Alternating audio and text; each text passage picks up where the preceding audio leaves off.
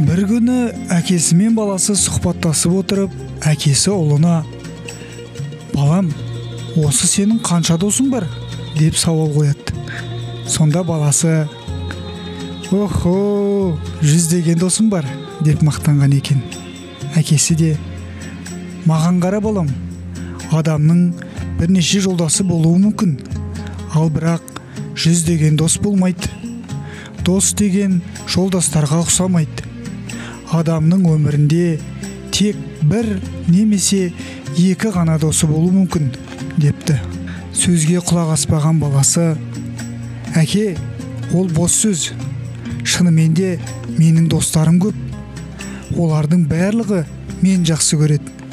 Және маған көмек керек кезде әрқашан жәрдем беретіндеріне сенімдімін» дейді. Әкесі де: «Солай ма? Олай болса, екеуміз сол достарыңды бір сынап көрейік» деп баласына ұсыныс айтады. Баласы да ұсынысты қабыл алады.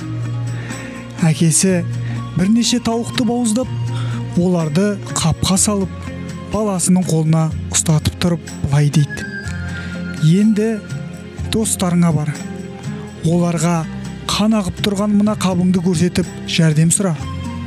Қапты ешкімге көрсетпей бір жерге көму керектігін өтініп сұра» дейді. Баласы қапты арқалап достарының үйіне барып, әрқайсының есігін қағып, сыртына қаны ағып тұрған қапты көрсетіп, ешкімге көрсетпей көму керектігін өтінген екен. Сонда 100 достары көмек бермек түгілі үйіне де кіргізбей, есіктерін тарс еткізіп жауып, «Енді қайтып келуші болма» деп айқайлап жіберген екен. Себебі олар қанды қаптағы затты ұрлық бір малдың еті деп ойлайды. Бала әбіршіген күйі әкесіне барып, болған жайдың бірін қалдырмай айтып береді. Әкесі: «Мінекей, достарымның достығы қандай екенін түсіндің бе? Енді дәл осы мына дорбаны менің жалғыз досыма апарып бер» дейді. Бала қапты қайтадан арқасына салып, әкесінің досының үйіне барады. Есікті қаққаны сол екен, әкесінің досы есікті ашып, терлеп тепшіп, әбіржіп тұрған баланың қолындағы қанды қапты көріп, дереу жан жағына қарап, баланы ішке кіргізіп алады. «Сен досым Ахметтің баласы емессің бе?» деп сұрайды.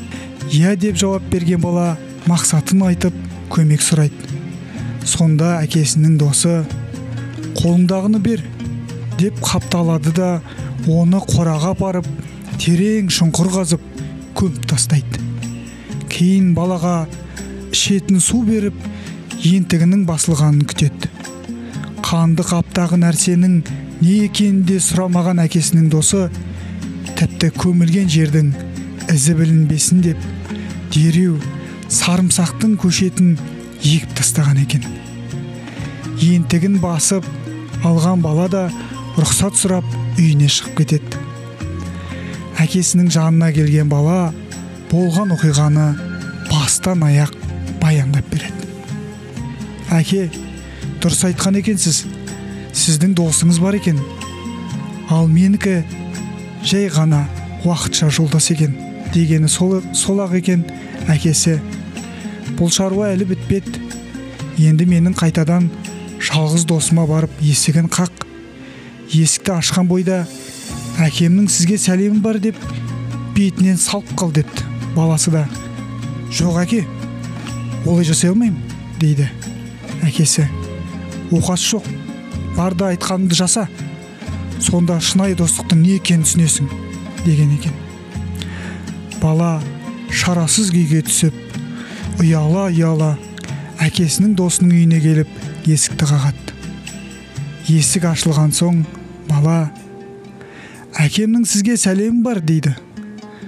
«Қандай ол сәлемдеме?» деп сұраған сол еді. Бала әкесінің досының бетінен шапалақпен салып жіберген екен. жасаған әрекетіне ұялған бала кері шегініп бара жатып кешірім сұрайды. Сонда әкесінің досы: балам, әкеңе де сәлем айта бар, бір шапалақ үшін еккен сарымсағымды сатпаймын деген екен.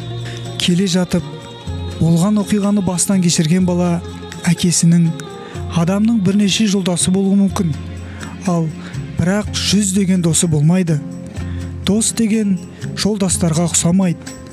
Адамның өмірінде тек бір немесе екі ғана досы болуы мүмкін деген сөзінің мағынасын сонда ғана түсініп, әкесінің берген сабағынан өмірлік ғибрат алған екен.